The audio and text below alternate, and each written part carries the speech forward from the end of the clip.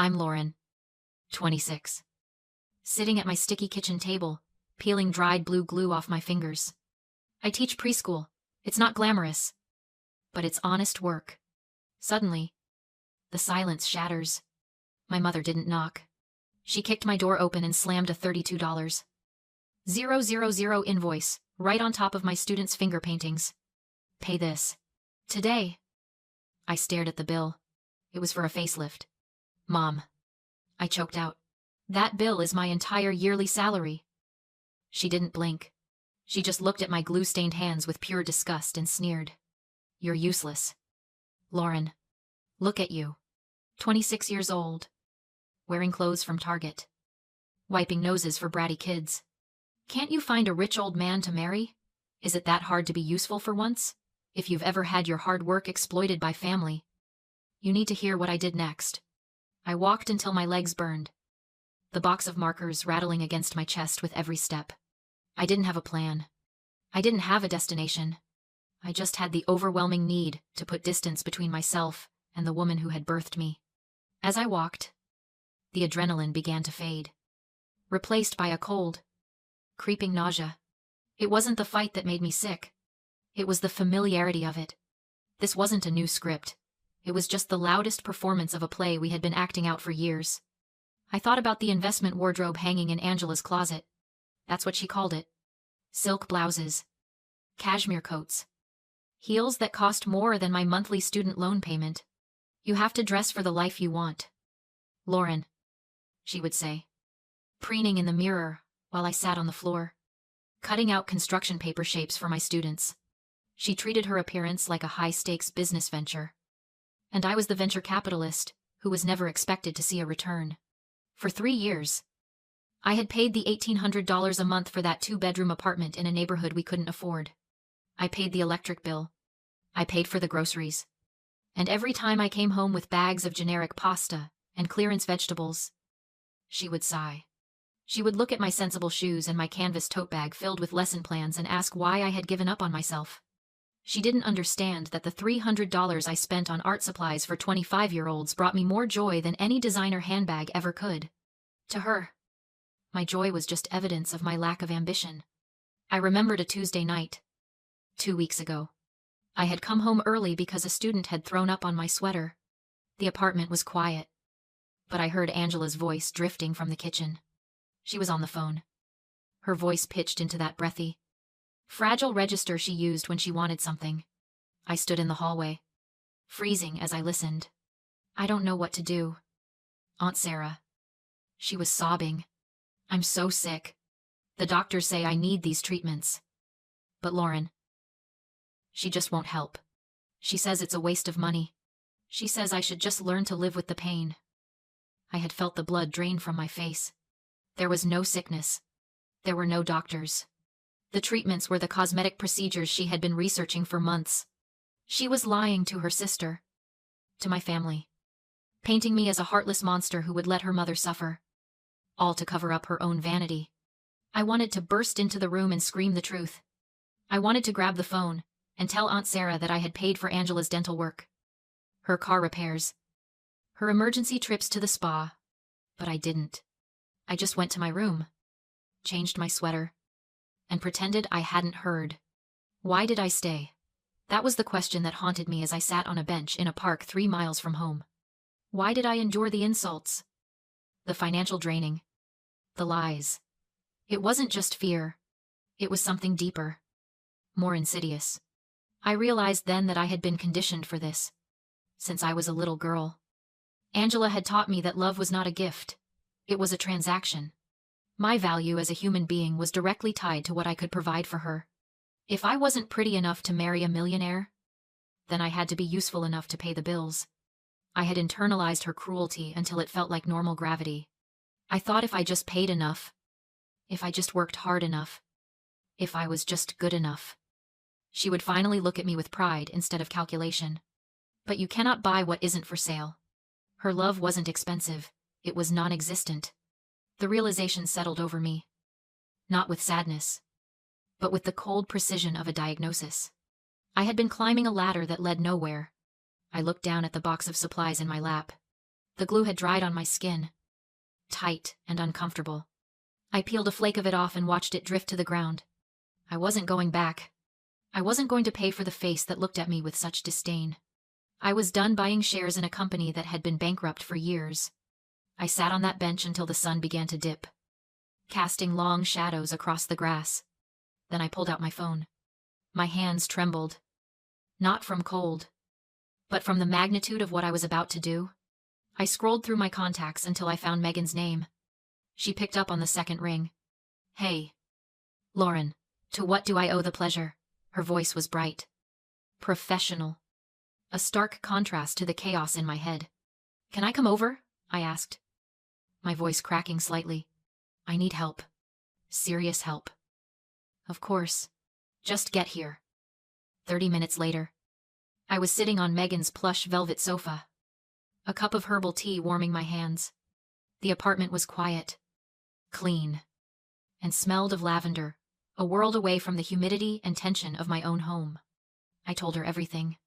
The cosmetic bill, the insults, the years of paying rent while Angela played the victim, the feeling of being trapped in a cycle I couldn't break. Megan listened without interrupting, her expression shifting from sympathy to professional alertness. When I finished, she set down her own mug and leaned forward. "Lauren," she said, her tone serious, "this isn't just about bad parenting. This sounds like financial abuse, and we need to find out how deep it goes." "What do you mean?" I asked, a knot of dread forming in my stomach. "I mean," she said, opening her laptop, "we're going to pull your credit report. Right now." I hesitated. Part of me didn't want to know. Part of me wanted to believe that Angela was just irresponsible. Not malicious. But the memory of her face when she demanded I pay the bill, the sheer entitlement hardened my resolve. "Okay," I whispered. We logged into the credit bureau site. Megan typed in my information, her fingers flying across the keyboard. The loading wheel spun for what felt like an eternity. Then, the report appeared. Megan gasped. I leaned in, squinting at the screen. At first, the numbers didn't make sense. A mortgage inquiry, several credit cards with limits I could never qualify for. And then I saw the balances. "What is this?" I asked, pointing to a line item labeled Home Improvement Loan. The balance was $5,000. "We don't own a home," I said, my voice rising in panic. "We rent." "Why is there a home improvement loan in my name?" Megan scrolled down. "And here." She pointed. "A credit card opened 18 months ago. Balance $12,500. Another one. Opened 6 months ago. Balance $11,000. The room started to spin. $28,500. Nearly my entire annual salary after taxes. Debt I hadn't accrued. Loans I hadn't signed for. She used my social security number. I realized, the horror washing over me cold and sharp. She stole my identity. "This is fraud, Lauren," Megan said, her voice hard. "This is a felony. She didn't just use you. She robbed you." I stared at the screen, at the list of transactions. High-end boutiques, 5-star restaurants, a consulting fee for an exclusive dating service, while I was eating ramen and wearing shoes with holes in the soles. Angela was living a fantasy life on my credit. It wasn't for bills, I whispered, the betrayal cutting deeper than any insult. She told me she needed help with bills, but she was buying this. Megan closed the laptop firmly. "We're not just disputing these charges," she said, her lawyer persona taking over completely. "We're locking everything down. Tonight." We spent the next 4 hours drafting dispute letters, filing fraud alerts with all 3 credit bureaus, and documenting every single fraudulent account. Megan was methodical, ruthless. She didn't offer platitudes. She offered action. "You're staying here tonight," she said, when we were finally done. "And tomorrow, we go to the police." I nodded. Numb. The police. My mother, the woman who had given me life, was now a criminal suspect in my own personal investigation. It felt surreal. like a nightmare I couldn't wake up from. But as I lay on Megan's guest bed that night, surrounded by silence instead of Angela's manic energy, I realized something. For the first time in years, I wasn't wondering how I was going to pay for Angela's mistakes. I was wondering how she was going to pay for her own. I woke up early the next morning, my mind strangely clear. The anxiety that usually buzzed in my chest was gone, replaced by a steely resolve. I had a plan. It was simple, legal, and utterly devastating. I sat at Megan's kitchen table with my laptop open. First, I logged into the utility company's website. My name was listed as the primary account holder. I clicked Remove Account. A warning popped up. This will terminate service unless a new primary account holder is added. I clicked Confirm. Next, the lease. I called the rental office. I'm moving out. I told the property manager. My voice steady. I need my name off the lease immediately. My mother will remain as the sole tenant. She'll need to requalify on her own income, the manager warned. If she doesn't meet the requirements, we'll have to issue a notice to vacate. I understand, I said. Please process the removal. Finally, I called the credit bureaus. I placed a freeze on my credit reports. No more loans. No more cards. No more using my name to fund a lifestyle I couldn't afford. As I closed my laptop, my phone buzzed. It was a text from Mr. Henderson, the parent of one of my students. He was a detective with the Chicago PD. A kind man who always asked how my day was when he picked up his daughter, Sophie. Miss Lauren. The text read, I was following up on a case near the Golden Age Clinic and saw your mother. Just wanted to give you a heads up she wasn't at a doctor's office. I saw her walking into the Riverboat Casino. I stared at the message. The casino. Of course. The medical treatments. The desperate need for money. It wasn't just vanity. It was a gambling addiction. Or something else entirely. The money I had been giving her wasn't just disappearing into overpriced creams and clothes. It was being fed into a machine designed to take everything. Thank you. Mr. Henderson. I typed back. That explains a lot. I didn't call Angela. I didn't warn her. I simply packed my few belongings into my car and drove to the school.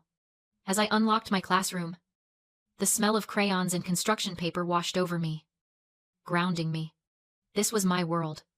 A world of learning, of growth, of genuine care. And, for the first time, I wasn't going to let Angela poison it. The day passed in a blur of circle time and snack breaks.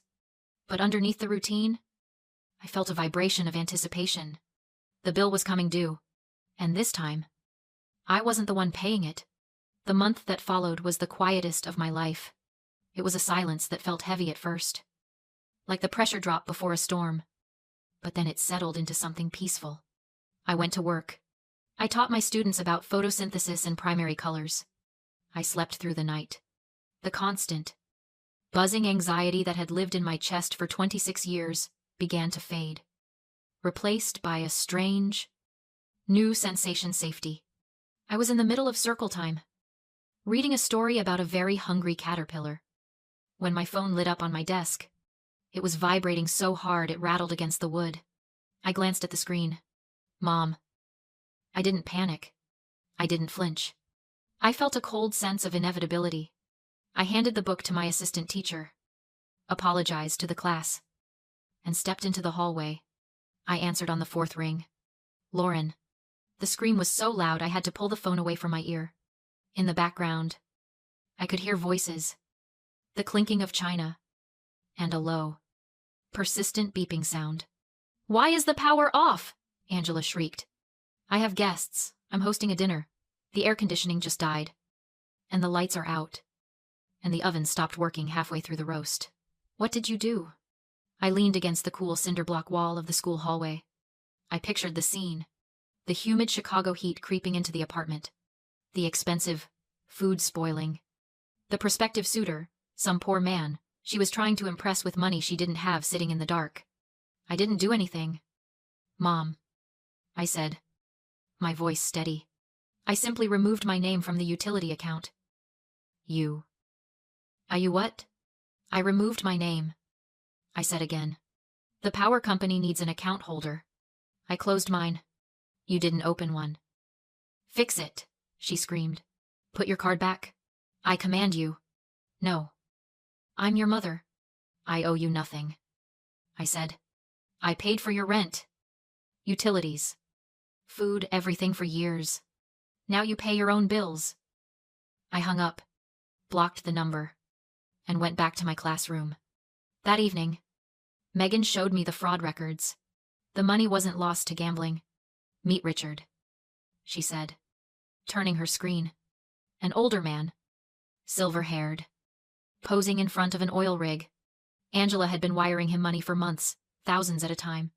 He claimed to be an oil tycoon trapped in Dubai with frozen assets. She drained my credit cards to pay his legal fees so he could fly to Chicago and marry her. A romance scam. Obvious. Devastating. She didn't just steal your money, Megan said. She destroyed your future to buy a fantasy where she mattered. $28,000 gone, my credit. My savings. My peace of mind fed to a stranger because my mother couldn't accept her real life. She truly believed he was coming. That's why she hosted the dinner. He's not, Megan said.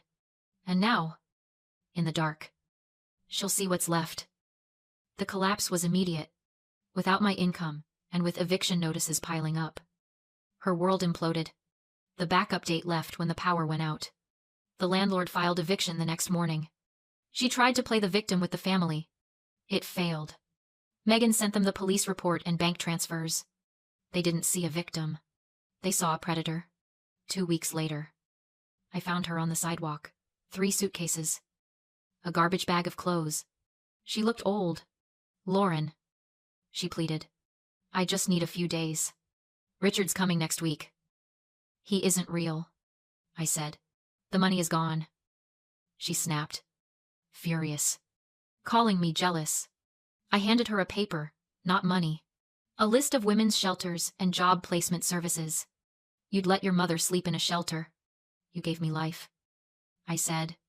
Then you stole it for a fantasy. I'm taking it back. I drove away. I didn't look back. 6 months later, winter wrapped Chicago. My classroom was warm. My credit was repaired. My savings were mine. I wore a simple ring from a man who loved me for who I was, not my credit limit. We had no mansion. No illusion. We had the truth. My mother drifted between relatives. Burning bridges. The ache lingered, but faded when I looked at my students' faces full of trust. I once thought justice meant punishment. It didn't. Justice was this. My mother tried to harvest what she never planted: status, comfort, luxury, treating people like resources. That path always ends in famine. I am a gardener. I plant patience, safety, curiosity. I add value instead of extracting it. She wanted a legacy of wealth and left only debt. I am building a legacy that can't be repossessed. A child's drawing sat on my desk, a crooked house. Purple chimney. Open door. Bright sun. It wasn't perfect, but it was real. And the lights were on. If you believe peace is worth more than approval, share this story. Family is defined by love, not blood.